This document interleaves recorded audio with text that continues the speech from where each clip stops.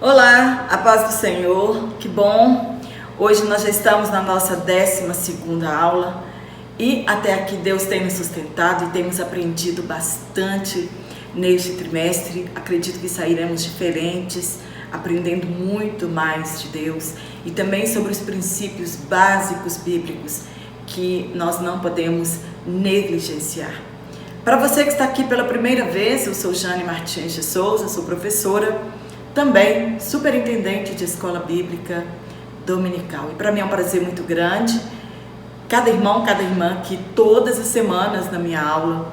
Para você que está chegando aqui agora, seja bem-vindo, que Deus também continue te abençoando, que você inscreva no meu canal, curta as minhas aulas, compartilhe em suas redes sociais para que o meu canal continue crescendo e chegue ao conhecimento de outras pessoas. Então fica comigo até o final desta aula e nós vamos aprender bastante sobre estes dois homens de Deus maravilhosos, Esdras e Neemias. E hoje na lição de número 12, nós vamos falar sobre Esdras e Neemias combatem o casamento misto.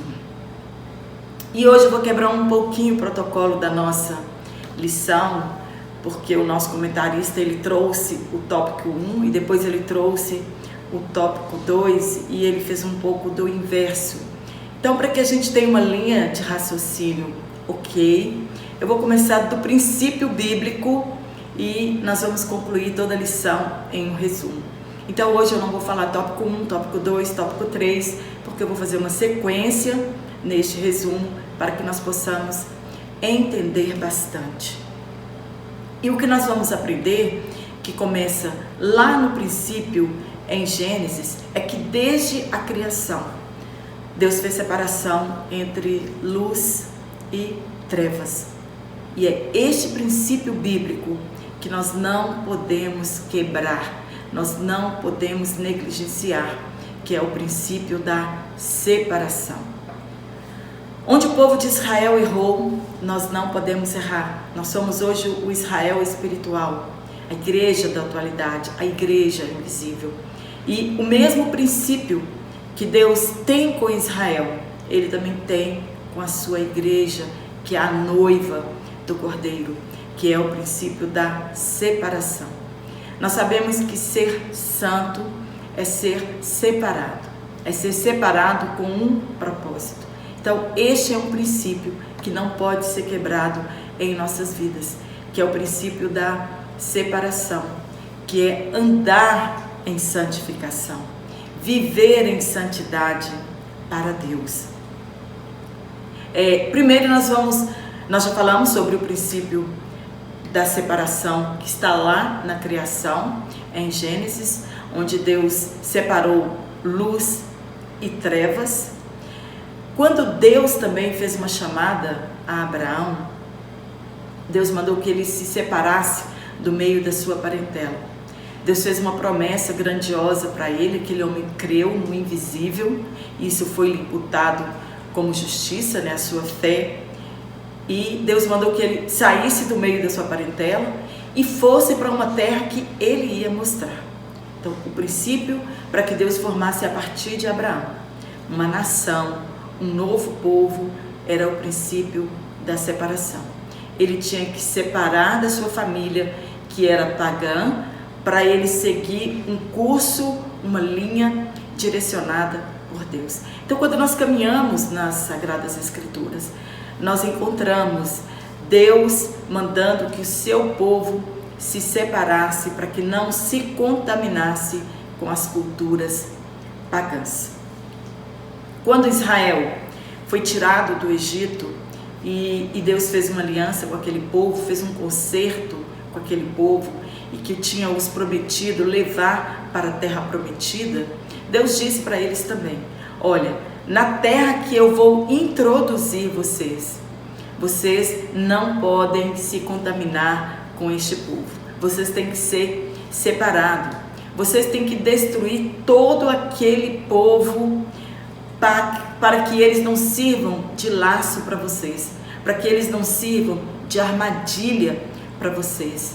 Não casem-se com mulheres deste povo, não deem seus filhos em casamento às mulheres deste povo.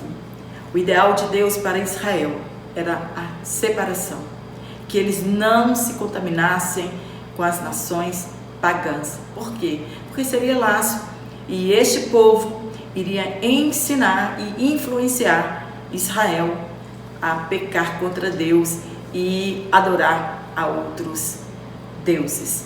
Se eles deixassem um pouco daquele povo ali em Canaã, eles seriam contaminados e influenciados por aquele povo.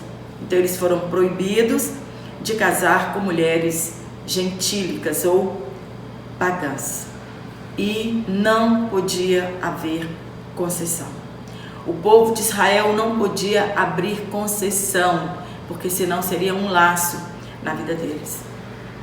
Israel somente seria abençoado se ele se separasse das outras nações. Esta era a promessa de Deus. Se eles obedecessem a Deus, as suas leis, os seus mandamentos, eles seriam abençoados. Então eles precisavam se separar das outras nações. Esta proibição de Deus com que o povo de Israel ficassem separados das outras nações, nada tem a ver com purificação de raça, como foi o pensamento de Hitler ao exterminar pessoas de outras nações. Mas o que Deus queria, o objetivo de Deus, era impedir o contágio espiritual e a apostasia do seu povo. Pois se eles casassem com pessoas daquelas nações, eles se desviariam e seguiriam os seus deuses. Eles se curvariam diante dos deuses daquelas terras. E por causa disso, da idolatria, eles atrairiam a ira de Deus sobre eles. E isso era o que Deus não queria. Abraão, quando ele mandou buscar uma esposa para seu filho Isaque, ele mandou buscar uma esposa no meio da sua parentela. Ele fez com que o seu mordomo prometesse que não buscaria mulher de uma outra nação, mas que buscaria uma mulher do meio do seu povo para que casasse com seu filho, seguindo os mesmos propósitos divinos para a vida do seu filho também. Assim como foi ele, Deus mandou que ele se separasse. Não era o seu filho, o filho da promessa, que ele ia deixar que se unisse com mulheres de outras culturas. E Jacó também, quando ele foi enviado, ele foi mandado embora da sua casa, foram por dois objetivos: para que ele não se casasse com as mulheres pagãs, daquelas nações, como foi seu irmão Esaú, e também para ele fugir do ódio do seu irmão. Mas um dos objetivos era que ele não contraísse matrimônio com mulheres daquelas outras nações. E muitos personagens bíblicos erraram por não guardarem esse princípio básico divino. Salomão, Sansão, Acabe, que nós vamos falar um pouquinho mais à frente sobre eles. Todos se casaram com mulheres pagãs. Todos foram influenciados por estas mulheres a servirem outros deuses. Iraram a Deus com seus pecados e pagaram um preço muito caro por causa da sua transgressão. Mesmo que a desculpa fosse para fortalecer o seu reino, fazer alianças para que prosperasse o seu reino e que houvesse paz em seu governo, veio a ira de Deus sobre eles. Deixaram de confiar em Deus e desobedeceram um princípio básico bíblico chamado separação. Eles quebraram este princípio. Eles quebraram o princípio da separação. Eles quebraram o princípio da santidade, que é o ideal de Deus para nós. Deus havia proibido o casamento misto e eles não se importaram em obedecer. Acabe casou-se com Jezabel, sacerdotisa de Aserá, uma princesa Felícia. Salomão casou-se com a filha de Faraó, além das suas 700 esposas e 300 concubinas. Também Sansão casou com uma mulher filisteia e ainda depois teve como amante Dalila, uma mulher de outras nações. Ele se apaixonou por Dalila. Todos estes que nós acabamos de citar, desprezaram o conserto do Senhor, desprezaram o princípio da separação, o princípio da santidade. O povo de Deus, ele não pode se contaminar com cultura pagã. O que levou o povo de Deus ao exílio foi o pecado e a associação com pessoas de outras nações abominadas por Deus. Eles estavam no cativeiro, saíram do cativeiro e sabiam por qual motivo eles tinham sido levados para o cativeiro. Porque se associaram com pessoas de cultura pagã, foram influenciados a cultuar e adorar os deuses pagãos. Como pode um povo saber das condições para serem abençoados e persistirem no erro? E hoje não está sendo diferente com a igreja dos últimos dias. Por causa da desobediência, eles foram levados ao cativeiro. Se não fosse o amor e a misericórdia de Deus, eles teriam desaparecido na história, nem ouviríamos mais falar do povo de Israel. Mas por amor do nome de Deus, Deus sempre deixou um remanescente deste povo. Foram 70 anos de exílio. Eles erradicaram a idolatria, mas expostos às outras nações, à cultura de outro povo, sucumbiram no quesito união com pessoas de outras nações. E aqui no contexto que nós estamos falando de Esdras e Neemias, este povo tinha acabado de sair de um exílio por causa da sua desobediência e voltaram a praticar quase que os mesmos erros. Nós falamos na aula passada sobre o que Deus avisou para essas pessoas, sobre o que Esdras e Neemias falaram e confessaram os pecados do seu povo. E essa união, esses casamentos mistos, era uma porta aberta para que eles fossem influenciados e outra vez começar a adorar a outros deuses. Quando Esdras chegou em Jerusalém, Esdras, no princípio que ele esteve lá, ele vivenciou, depois Neemias também vivenciou os mesmos problemas de casamento misto. Eles encontraram o povo numa situação espiritual lastimável.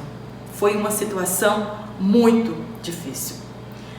Eles haviam esquecido do conserto de seus pais, o conserto que seus pais tinham feito com Deus, em não se contaminarem e em não darem seus filhos para as mulheres de outras nações, a outros povos.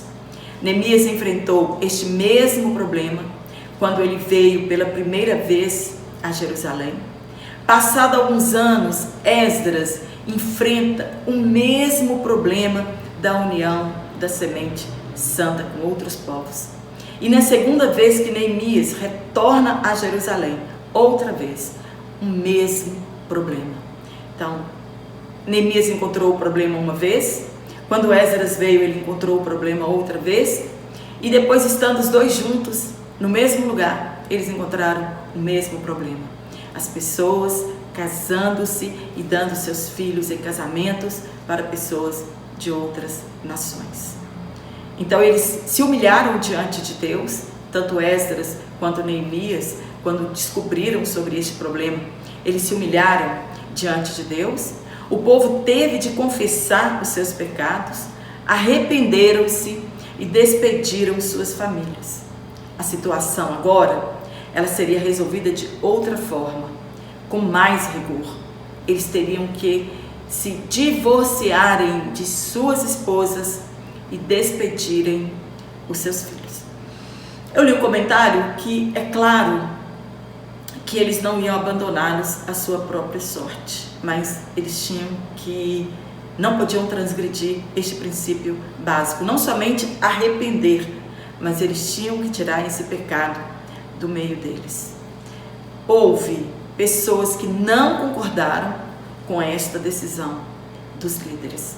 Claro que sempre há pessoas que não concordam com essa decisão de estarmos separados para Deus. Não foi uma decisão fácil de ser tomada. A mistura, ela nunca fez bem para o povo de Deus, nem lá no passado e nem hoje. O que aconteceu com os filhos daquela relação? Seus filhos falavam meio asdodita e não podiam falar judaico direito, a língua que o povo hebreu falava naquele tempo. Este foi o resultado da união. Jugo desigual. Enquanto um queria ensinar a lei de Deus e a sua língua, o seu idioma, a outra parte queria ensiná-los a adorar os seus deuses e estabelecer a sua língua de origem. Nem serviriam a Deus de verdade, muito menos serviriam aos deuses pagãos. A palavra de Deus diz que nós não podemos servir a dois senhores. Ou vamos agradar um, ou vamos desagradar ao outro. Deus disse a respeito do jugo desigual, abre aspas, não lavrar a terra com o boi e o jumento juntamente sobre o mesmo jugo, pois é desigual. Nem para os animais Deus não permitia o jugo desigual. Jugo é o mesmo que canga, né? Uma peça de madeira para atrelar bois à carroça ou a um arado. Se forem diferentes, uma das partes sofrerá muito. O peso recairá sobre uma das partes. Esdras ficou muito angustiado, rasgou suas vestes em profunda humilhação. Chegou ao extremo de raspar os seus cabelos e a sua barba, o cabelo da sua cabeça e a sua barba. A boa notícia, essa notícia de que ele tinha se humilhado e rapado os seus cabelos, espalhou-se pelos arredores. E aí Secanias, um judeu muito conhecido entre os israelitas e muito influente entre o seu povo, ficou sabendo da atitude de Esdras e propuseram a fazer um concerto com Deus, despedir mulheres e filhos. E disseram a Esdras então que ele podia se levantar e que esforçasse, que este negócio pertencia a ele e eles o ajudariam nessa questão. Cumpre-se então o que está escrito em Crônicas, quando Deus diz, abre aspas, se este povo que se chama pelo meu nome se humilhar, se arrepender dos seus pecados, eu ouvirei dos altos céus e sararei a sua terra. Pessoas foram separadas para supervisionar este negócio. Eram muitas pessoas e isso não se daria em um único dia. Foram quase 4 meses para eles passarem uma revista em todas as famílias para saber quem tinha adquirido um casamento misto. Isso foi no mês de muita chuva, de dezembro a abril. Então foram 4 meses para passar todas as famílias em revistas para que eles despedissem as suas esposas. Hoje, na atualidade, existem a maioria dos judeus. Eles não se casam com mulheres de outras nacionalidades para preservação do seu povo, para se manterem separados para Deus. Mesmo em meio a tantas perseguições, Deus sempre preservou um remanescente. Sempre haverá um remanescente do povo judeu por amor do nome de Deus. Em 1948, eram 600 judeus apenas, tomando posse da terra prometida. E hoje, quem eles são? Uma das maiores potências mundiais, para a glória de Deus. eles sobreviveram a Roma, a Hitler, a Guerra dos 6 Dias, logo tomaram posse da cidade. E como descrever tantas outras investidas contra este povo e ainda eles estão de pé? E o que a Bíblia fala para a igreja, o Israel espiritual, a respeito dos casamentos mistos? O que ela fala para a igreja da atualidade do jugo desigual? Paulo, em sua segunda carta, ele faz um apelo à santidade. Para nós também, o princípio é o mesmo, a separação. Ordenou que Israel se separasse das outras nações. E ordenou que a igreja se separasse do mundo. Só palavras diferentes, mas o contexto é o mesmo. O objetivo é o mesmo. Israel deveria se separar das outras nações. E a igreja, ela deve se separar do mundo. Deus também hoje não aprova os casamentos mistos na igreja. Quantos jovens nós ouvimos dizer que ganhou alguém no mundo e o trouxe para a igreja para ser seu marido ou sua esposa? Quantos casamentos desastrosos nós temos hoje na atualidade? Filhos que não sabem a quem seguir, no que acreditar, visto que os pais, cada um adora um Deus. São crentes meio mundanos, vão de vez em quando na igreja, não sabem se servem a Deus ou se não servem a Deus. Somos chamados a nos separar do mundo, para testemunharmos para o mundo a respeito de Cristo. Como podemos ser amigos do mundo se o mundo odeia a Cristo? Jesus, ele pediu ao Pai que nos livrasse do mundo, e não que nos tirasse do mundo, mas que nos livrasse do maligno. Eu li algo interessante que diz que o barco na água não há nenhum problema, mas se a água estiver no barco, aí o problema está instalado, aí sim existe problema, aí sim existe algo de errado. Os cristãos, eles podem se tornar mundanos? Sim, eles podem, quando são amigos do mundo. Quando eles amam o mundo e depois tornam-se como o mundo, quando eles amam o mundo. O princípio da separação, tanto no Antigo Testamento quanto no Novo Testamento, ele é imutável. Deus não vai mudar isso. O que Paulo está dizendo aqui em Coríntios não é a proibição de toda associação com os incrédulos, senão nós teríamos que sair do mundo. O que Paulo está proibindo é o jugo desigual. Se não nos separarmos do mundo, nós praticaremos as mesmas obras que o mundo pratica, e nós então aborreceremos a Deus.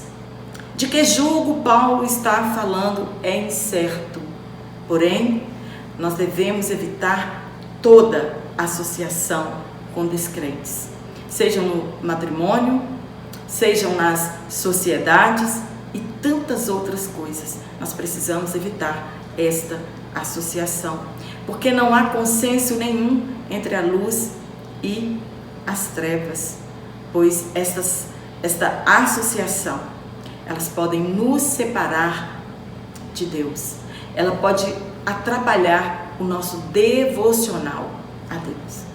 Não existe comunhão entre luz e trevas, entre Cristo e Belial. O apelo de Paulo é a santidade.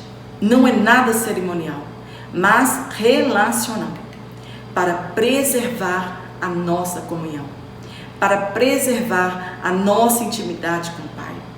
Se nós tivermos comunhão com o mundo, nós seremos contaminados e a nossa comunhão com o Pai será afetada. Quantos cristãos se associaram com incrédulos e suas vidas foram destruídas? Desviaram-se da casa do Senhor, cederam ao apelo mundano dos companheiros, seus filhos estão distanciados do Senhor. Mas aos que conheceram a Cristo depois do casamento, Paulo diz que se o cônjuge não se importa de coabitar com você, não há necessidade nenhuma do divórcio. Um cristão casar-se com um incrédulo é infelicidade na certa. Disso ninguém precisa duvidar e nem ver para crer. Você acha que ora demais, vai à igreja demais? Assim são os casamentos com incrédulos. Dá dinheiro para pastor e tantas outras coisas que somente quem vive isso sabe. Enquanto que um casamento cristão, a vida a dois, ela é propensa à felicidade. Mesmo que venha desacordos, eles falam a mesma língua e adoramos o mesmo Deus. Não pode haver união de espírito. A união da carne, o casamento ele une a carne, é uma só carne, une a alma, mas não tem como haver união do espírito, se tornar um só espírito, pois um pertence à luz e o outro pertence às trevas. É uma prisão enquanto vivermos. Vai ser um casamento cheio de tribulações. E Paulo disse que nós não sabemos se o nosso cônjuge será salvo. Sofreremos as consequências de nossas escolhas. Mesmo que tenhamos arrependido, sofreremos o dano. Há tantos julgos desiguais. Ministérios diferentes, pessoas que pertencem a ministérios diferentes. Mas não somos todos cristãos? Mas é um julgo desigual. Acreditamos em coisas diferentes, vivemos de forma diferente. Ao julgo desigual da idade, da classe social, objetivos de vida diferentes. Isso tudo é julgo desigual que deve ser visto e analisado antes do casamento. Nós devemos olhar para a Bíblia Sagrada, para os exemplos terríveis que encontramos nela, ao invés de antes de formarmos um lar cristão. Formamos um campo de batalha, ao invés de formarmos um lar cristão. Quando nós casamos com incrédulos, nós formamos um campo de batalha, onde nossos filhos não saberão a quem seguir. Muita mistura em nossos lares. E infelizmente muitos, pela pressão, ser muita, acaba recuando e deixando de seguir a Cristo. Perde as forças de continuar lutando pela sua salvação. A ordem para os solteiros, para os viúvos, é esperar em Deus. Deus, Ele nos dá graça e aponta um caminho para nós. É claro que todo mundo quer casar, O sonho das pessoas é terem uma família, mas a precipitação, ela faz com que muitos de nós erremos e depois não tem como voltar atrás. Então o conselho bíblico é esperar em Deus. Muitos estão afoitos para casarem-se e se comprometem com o primeiro que aparece. E essa advertência serve para todos que desejam se casar. No princípio, tudo são flores. No namoro, não enxergam as dificuldades que surgirão e depois é somente sofrimento. Façamos como os judeus da atualidade, que se casam apenas com judeus. Isso não é purificação racial, é obediência à palavra de Deus, para que o nosso cônjuge não nos induza a servir a outros deuses. Crente casa com crente e ponto final.